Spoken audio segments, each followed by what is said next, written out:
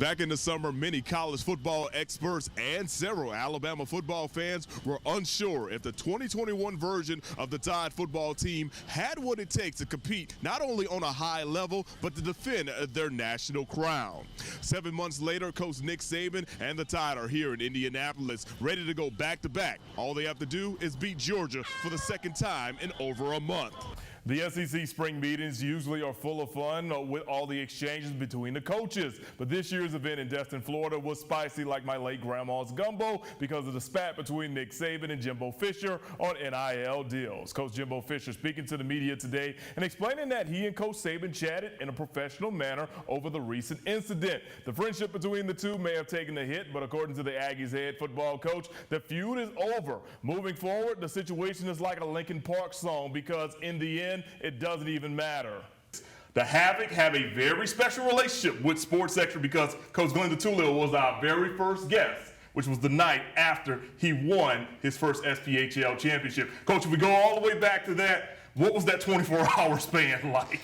Yeah, I mean, I think we talked about it. We were trying to get some players here, and they couldn't make it, obviously, because they were having a pretty good time. So let's head on down to the Big Easy and check in with Mo Carter, a guy who knows a lot about football and the culture of South Louisiana. How's it going, Mo? Well, Kanisha, things are actually going quite well here in the city of New Orleans. But as a South Louisiana native, I have to admit I'm not too happy with the weather. We've had constant rain throughout the afternoon, plus it's been muggy. Luckily, those weather conditions will have no bearing on tomorrow's game, which will be played indoors inside of the Caesars Superdome. And welcome back, everyone. The last time we saw Quill Glass in action on the gridiron was right here. That's when he participated in the first HBCU Legacy Bowl down in the city of New Orleans about 10 months ago. Now Glass will continue his pro career in that same city. This week, the former Alabama A&M record holder signing a deal with the New Orleans Breakers of the USFL.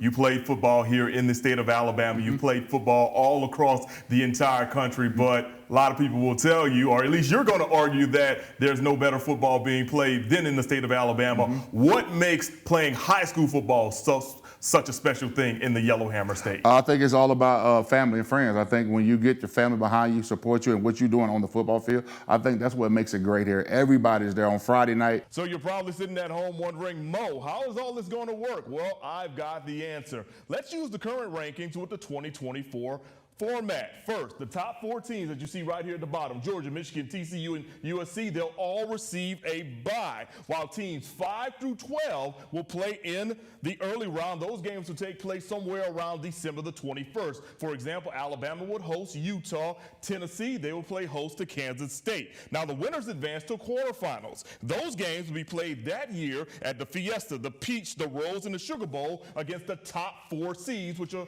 down here at the bottom. The semifinals, they're going to be played sometime after New Year's at the Cotton and Orange Bowl that year. Then a champion will be crowned on Dr. Martin Luther King Jr.'s Day.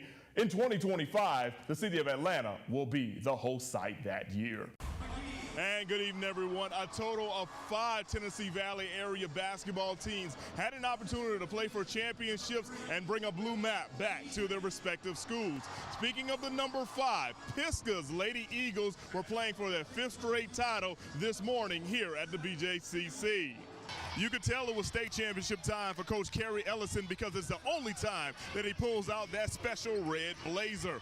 Pick things up in the second half. Pisgah up by 11. On the fast break, KK Wilborn to Madeline Flamia for the bucket. Lady Eagles up by 13. St. Luke's with the answer, though. Chloe Gilmore from downtown, and it's good from three-point range. She led St. Luke's with 19 points. After that, Molly Hurd took over. Lipscomb commit gets the Euro step and scores the bucket right here. Then it's Hurd again, blowing by everyone for the easy bucket. Pisgah led 54-35 after 3 quarters. It was more of the same in the 4th quarter. Hurd with the drive to the hoop. She scores the basket and she's fouled. 25 points, 16 rebounds. She was your tourney MVP, and Pisgah is bringing back their 5th straight title to Jackson County. Lady Eagles win by a final score of 74-54. We said years ago, but we're never going to be able to get back-to-back. And then we got back-to-back, so why not 3? 3 happens, 4, why not 5? 6 is going to be a challenge with this graduating class. What went wrong? Well, Naomi, you know the old cliche, it's not how you start, it's how you finish. As you mentioned, the Trash Pandas started off on fire, going up 3-1 on the Pensacola Blue Wahoos. But it was Pensacola that finished the game strong, scoring 3 runs in the final 3 innings as they picked up their first win of the season and handed the Rock City Trash Pandas their first loss of the season. You've had quite a day today getting Mo had a trip, y'all. Yeah. Yes, I did. All right, so I'm going to keep this very, very short. My day started off with a delayed flight that became a canceled flight, then a rescheduled flight. The only thing that did not make me feel bad today that there were about 15 Alabama Crimson Tide diehard fans that were in the same boat as me when it comes to the traveling standpoint. So we kind of all huddled up, shared some stories, talked about some things. You know, the ages went from young all the way old, and we had a good time.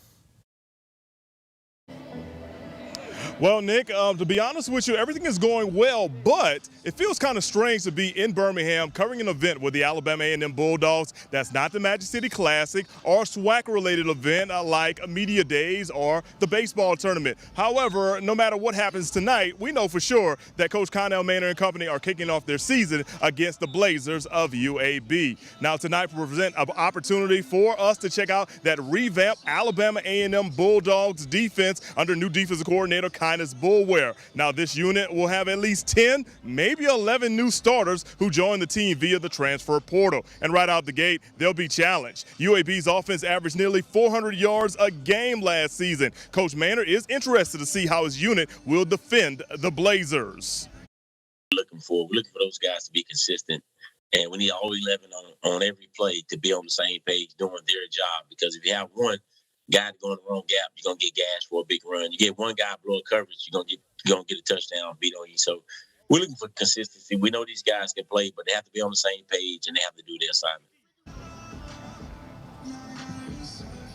Now, besides the defense, the million-dollar question all offseason has been who will replace Aquill Glass at the quarterback position. Well, this week we finally got an answer. Quincy Casey will start tonight's game, but Xavier Langford will receive valuable playing time, not just tonight, but over the course of the next 3 games.